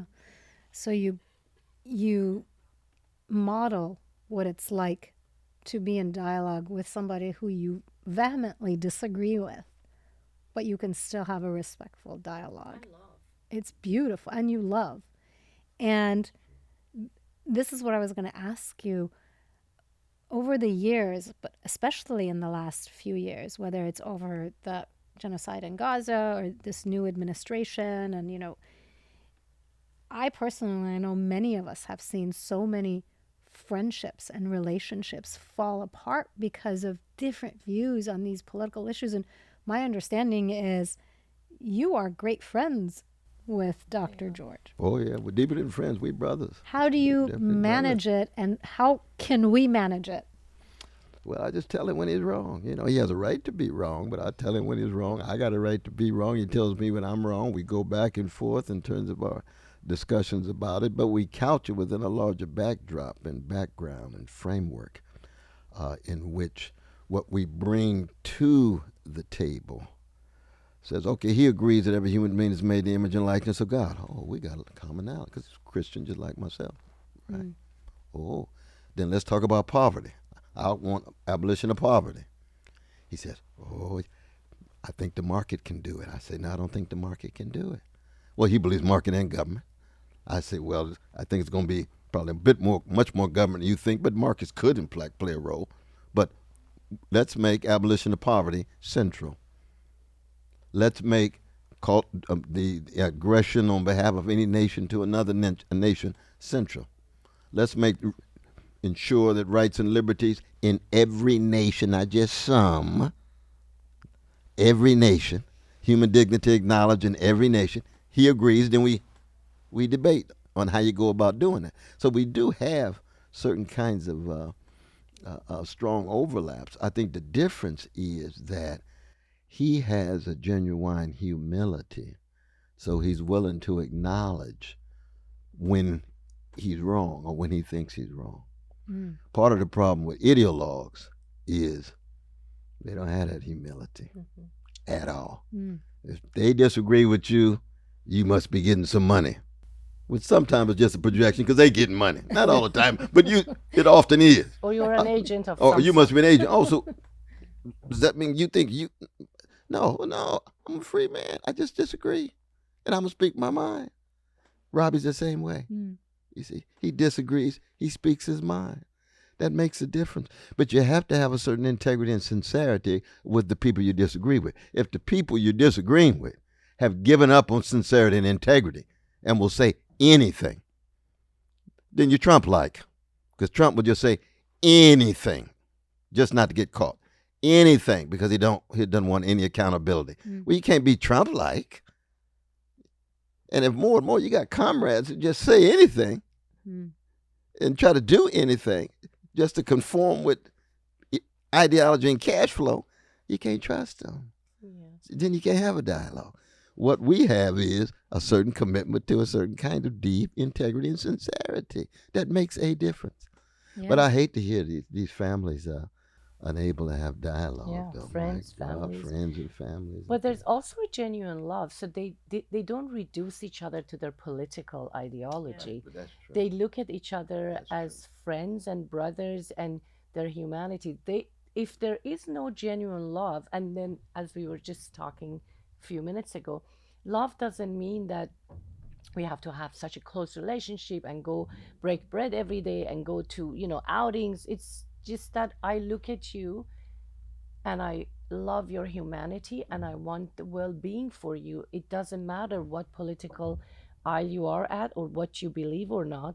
So Cornell and Dr. George do not reduce each other to that political stance. They started teaching together. So they have the love of teaching. They have the love of their well-being of their students. They have a love of, book and reading and philosophy and so on and so forth. And they formed a relationship and a friendship and a genuine love before any of this happens. And so the way that they are modeling is not a symbolic modeling, it's a genuine modeling. And when Cornell was caught in that Harvard issue, that was, just shame on Harvard, and the truth is coming out now. Dr. George was the first person who called to offer him any support. So they don't reduce each other to just their ideologies. And I also love to witness that. And, I know Dr. George and his beloved wife and family, and they are absolutely beautiful human beings that genuinely care about human beings, but with a different political lens. And I so wish that for our people. I so wish that Iranians could practice this love, that it's okay that you're a monarchist and I'm not, that you're an MEK and I'm not, that you're a nationalist or federalist or we are not, and we can still love each other and not want to harm each other, sit at the table and maybe have a discussion, agree to disagree. Yeah, I really want that for our people. Yeah. And hopefully one day that happens, talking about hope, hopefully. And I do too. And just for folks who are listening that might not know the situation with Harvard, it was, correct me if I'm wrong, that they wanted to deny you tenure because you had spoken up for the rights of the Palestinian people and against the genocide in Gaza. And Dr. George, who is sometimes your polar opposite in politics, was one of your biggest allies and came to your defense. And of course, the reality was that I was tenured at Yale already 40 years tenured. before. I was a university professor at Harvard. There's only 22 of them out of 2,000. So when I came back, tenure didn't mean anything to me when I came back. And when in fact, when it was time for me to come through with a tenure again, they said, we see you out there with the encampments. I said, well, I'm not just with the encampments at Harvard. I'm with the encampments in New York, in Pittsburgh, in Chicago, anytime I see them. When we had the Gifford lectures in Scotland and Edinburgh, was with the encampments there. So I stand accused. I'm guilty of being in solidarity with Palestinian brothers and sisters. I stand accused. I'm in deep solidarity with my Iranian brothers and sisters right now suffering under a fascist regime. Ain't no doubt about that. Yeah. And that's true for me for any country in terms of its suffering people. But I do practice what I would call, I learned this at Shiloh Baptist Church, Christian hatred. There is such a thing as Christian hatred. What is it? Tell us. It is hating the sin and still staying in contact with the humanity of the sinner. It's hating the deed and still staying in contact with the humanity of the doer. So it's a positive thing? So that it's negative in the sense that it brings condemnation down on the hatred, the greed, the envy, the resentment, the oppression and domination.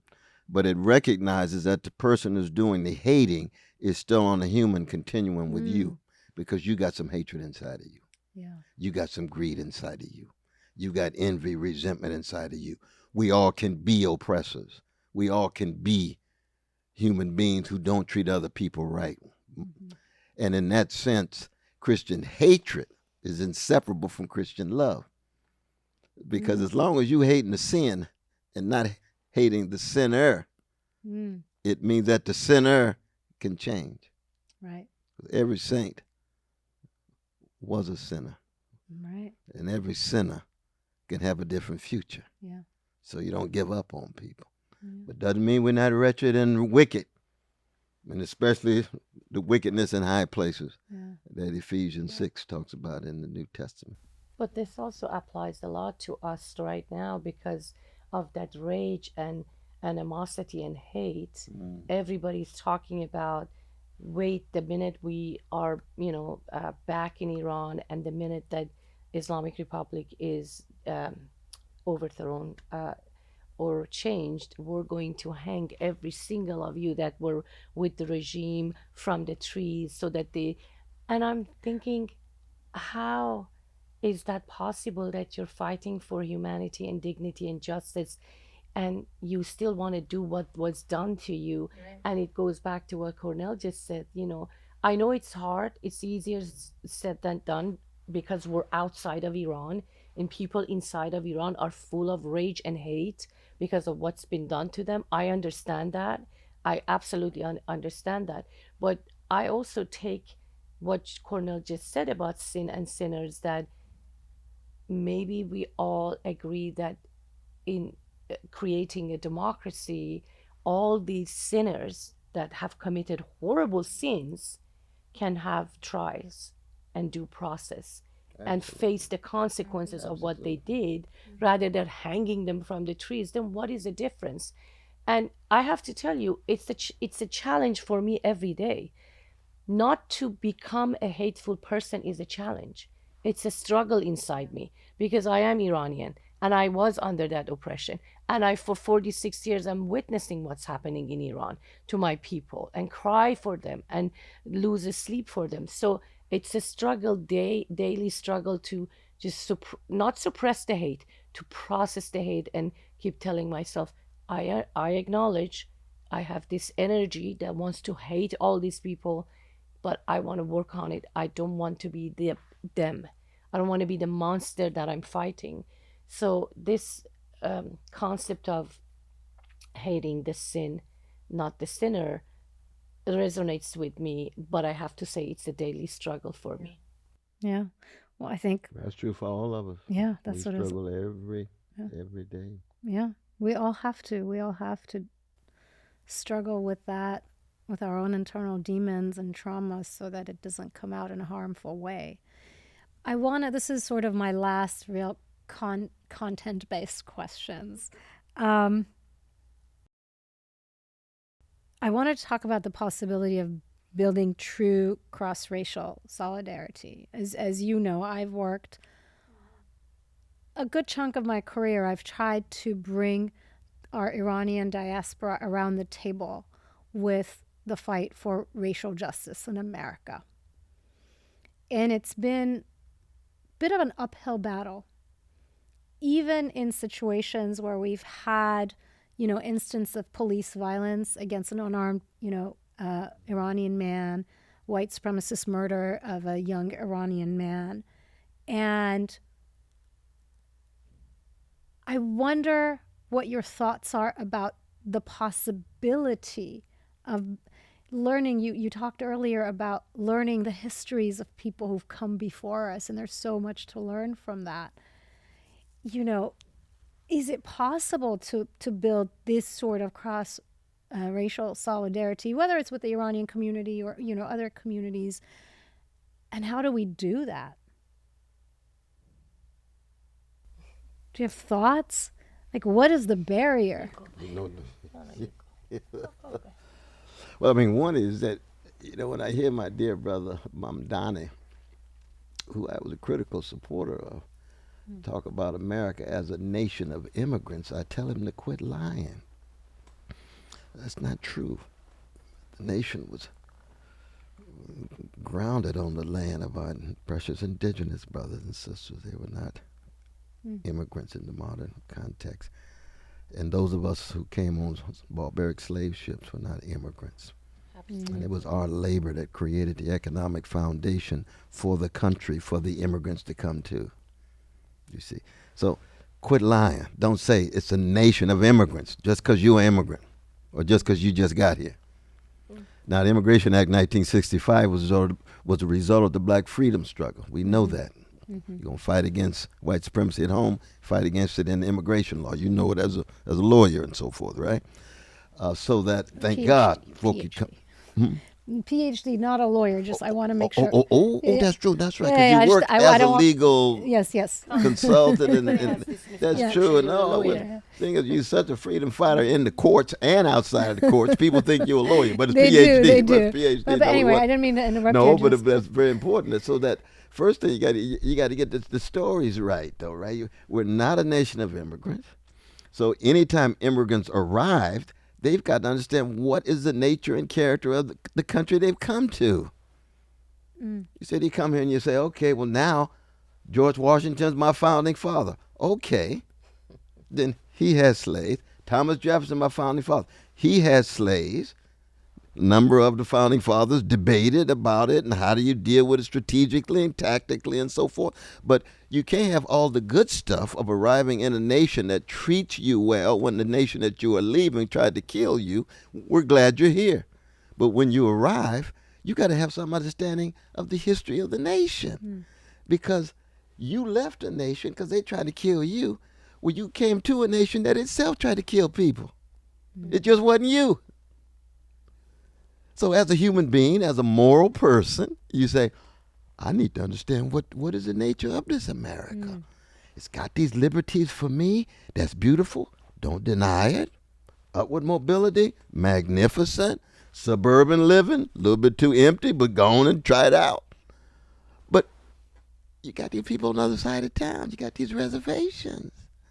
You got these working class communities. So it's a matter of just saying, if you're going to embrace the USA, then embrace the whole thing, not just one's own version of it, the immigrant version of it. You see what I'm saying?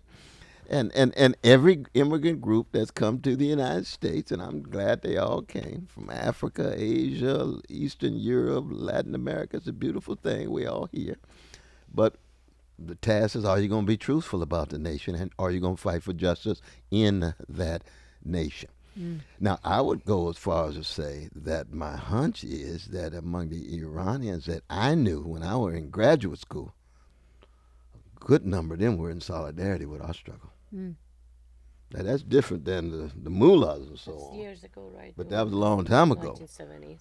But those Iranian brothers and sisters there in graduate school, most of them in engineering, but they were strong justice. We marched for what was happening in Chile, Haiti, New York, and what was going on in the Middle East, you see what I mean?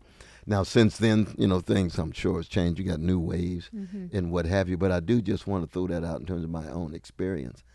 But there's always going to be, a slice of new immigrants who want to tell the truth and bear witness. And there's always going to be a larger slice who just so glad they here in America. They don't know what to do. They on the yellow brick road like the Wizard of Oz. They can't wait to get to the Disneyland-like conditions of America where everybody's living large in some vanilla suburb. Follow through on all the lies and the myths. Get in on what you can, but don't allow truth and justice to drop out when you get here. Here. I think what he said. Ditto. I don't really know, what to add. Yeah, absolutely. Yeah. Well, this is a question I ask everybody since I've undertaken this podcast to reset some critical Reset some conversations. critical conversations.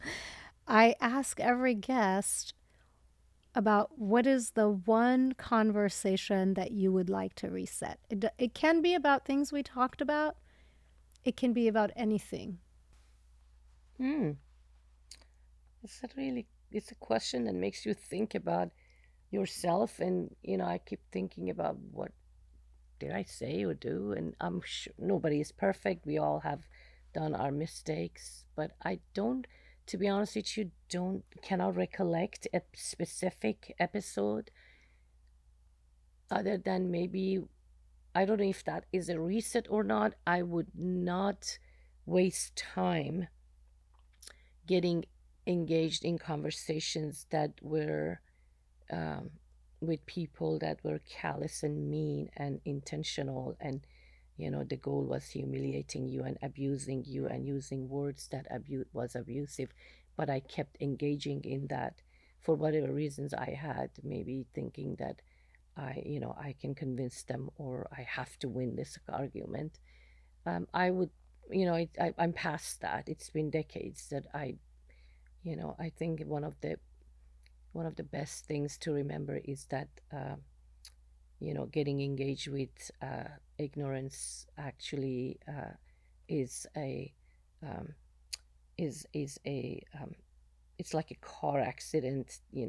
For your intelligence, you can get damaged, or your sanity. So uh, while I don't remember exact conversations to reset, I think that's something that I learned in life, that sometimes you just better off leave some conversations alone. That is a reset on how you respond and converse or not converse with ignorance and hateful people. Right.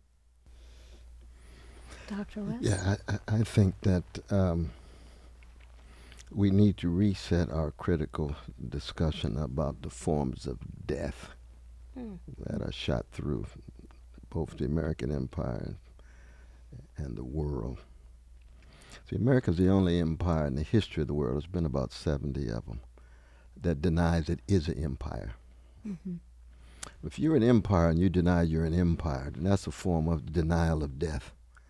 So you end up creating a death-ducking, death-dodging culture, even though you got death-dealing policies. Mm. So it means you're forever innocent. James Baldwin used to say innocence itself is a crime. If you're forever innocent, which means you never grow up, just like Peter Pan, you never grow up. There's no maturity. You go straight from innocence to corruption without any mediating stage of maturity. If you never grow up, then there's no responsibility, no accountability, no answerability to your actions, which is where we are now. Trump is just one symbol of that, but the culture in general tends to go in that direction. So everybody's obsessed with the 11th commandment, thou shalt not get caught. That's it. That's it. That's the thing you attend to. Yeah. That's the gangsterization of a culture, which tries to gangsterize the world. You initiate a war, but it's not a war. Well, you killed 500,000 in Iraq. We never accounted for. We're only concerned about the soldiers.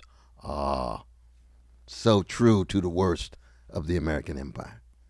But then it comes to our own lives. How do we deal with death? Are we willing to give our lives and death to something bigger than us? Because if you were scared to die, there's a good chance you're going to be manipulated, transacted, incorporated into situations because you're running scared rather than running free, as my dear brother Tavis Smiley would say. Mm-hmm. And if you're running scared rather than running free, you're never going to be a love warrior or a freedom fighter. You're going to end up on somebody's plantation. That's why we got Harriet Tubman in our my beloved wife got Harriet Tubman, big picture in her office. She had it there before she met me, so she's already there. But that's Harriet Tubman, right? She didn't come to terms with her own death, so she can go 19 back times into a death-dealing, barbaric slave situation. And she knows that death can be tied to something bigger than her. It's a comma that punctuates it into higher levels of significance, not just some kind of sentence that puts some kind of closure, because she's tied to something bigger than her. And that's what love that's what love is. Love is a form of death in which you are willing to have something die inside of you for something to be reborn in you that is bigger than what you were prior to the death that you underwent, because love is a species of death in which death doesn't have the last word. We need to have more dialogue on that. It's in Melville, it's in Toni Morrison, it's in the blues, it's in Faulkner, it's in Baldwin, some of our great artists. It's in Sondheim, some of our great artists wrestle with this. But generally speaking, American culture, running scared to death. Yeah. And listening to you, that also allows you to really live. And then once you actually do die, it allows your physical body dies, but it allows your legacy to live on. And I think people don't do that calculation in their head before they decide to just play it safe and focus on me and my own and, forget everybody else. That's true. I mean, Friedrich Nietzsche said that Zoroastrianism was the greatest development that he thought, and all the other historic religions were kind of followed from that. But I would say as a Christian that I don't want to sell resurrection short either. The resurrection in our everyday lives and our ordinary lives, and resurrection tied to the Christian promise. Yeah. Yep. Here. Well, I feel truly blessed to have had you both and have kept you for so long, but I really feel thank you so much. This was such a meaningful conversation to me. This is rare. We don't get a chance to do this. Well, we did it with a couple of radio shows. We've done it with a few. About 3 or 4, but not this Yeah, long. yeah. And So listen, we deeply appreciate you. I appreciate it. I feel like this is a chance of a lifetime. So I'm like, what else can I ask them now that I have them here? But, we've been here for quite a while, and I've truly learned from both of you. And I thank you for being here and everything that you do and you have done for our communities, for all communities. And I wish we would listen to you more, Dr. West. Brother West, if we'd listened to you 33 years ago, 22 years ago, maybe we would have been in a different place, but there's still hope and there's still time. Oh, absolutely. Yeah. So thank you again. We salute you. What a force for good you are. Thank you. And that's it for us today. Thank you for joining. Please stay tuned into the work of Dr. Anahita Mahdavi West and, of course, Dr. Cornel West. Engage with them, learn from them, and support their work. I hope you found today's episode informative. Please take this conversation into your world and reset what you can. Follow Reset Critical on social media and subscribe wherever you listen to podcasts. Until next time, stay hopeful. Thanks for tuning in to Reset Critical. Remember, the opinions you heard today belong to our guests and don't necessarily reflect the views of the institutions they represent, the host, producers, or our sponsors and affiliates. Mentions of products or organizations aren't endorsements. We're here to spark ideas and dialogue. Until next time, take care and keep thinking critically.